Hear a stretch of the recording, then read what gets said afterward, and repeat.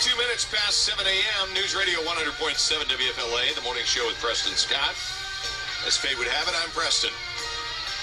That's David Allen over there in Studio 1A. I'm here in Studio 1B. It's 71 degrees, a little foggy outside in the capital city.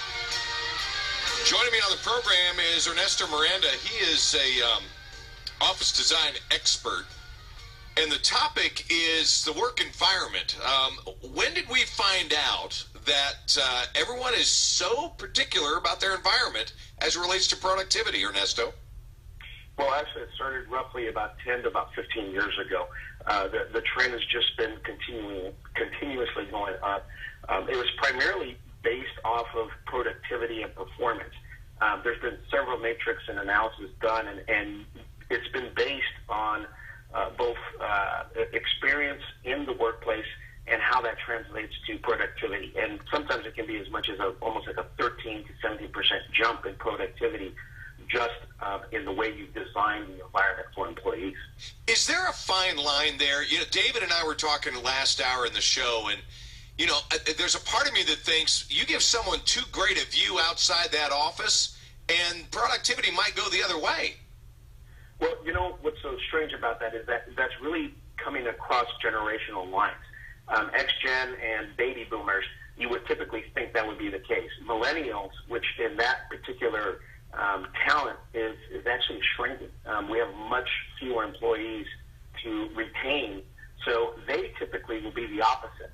When they're looking at a particular company that they're going to join, that is one of the key things that they look at is, do they put the emphasis on the employee rather than, let's say, the top level, C level? Right now, most of the design that we're doing, it has all your C level, your managers inside the core, and then you have all your employees on the outside. Because again, it's really producing productivity. You know, me being a business owner, I want my people producing and at their peak performance, and I want to give them as much advantage. Because the bottom line comes back to me. If they're performing at their peak, I'm going to end up making more money. We're talking about the workplace environment, increasing productivity for your workers. Ernesto Miranda with us, an office design expert.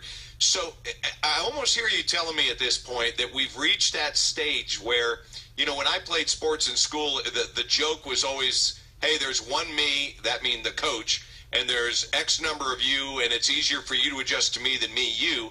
It sounds like the workplace is getting to be the type of place now where you have to pay attention to the age and the makeup of the people in your workforce to determine the best office to put them in.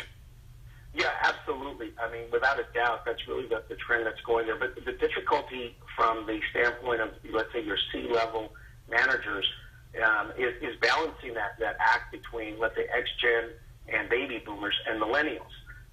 You know, baby boomers are on the way out, retiring. X-Geners are the ones who are basically the C-level and management position. So it's a little bit difficult for sometimes the X-Geners to make that transition to be able to relate to millennials. What's the single biggest environmental controllable that you could give an office owner, manager, a business owner right now listening that you could tell them that they could address regardless of their building? Regardless of the building and the current situation, let's say they're in a let's say basement, would be lighting. Workplace lighting is one of the key factors right now that most people ignore, but is reported to increase productivity by as much as 20%.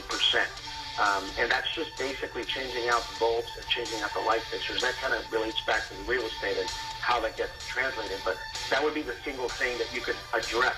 Would it be dumping the fluorescence and going back to incandescence or LED with controllable brightness?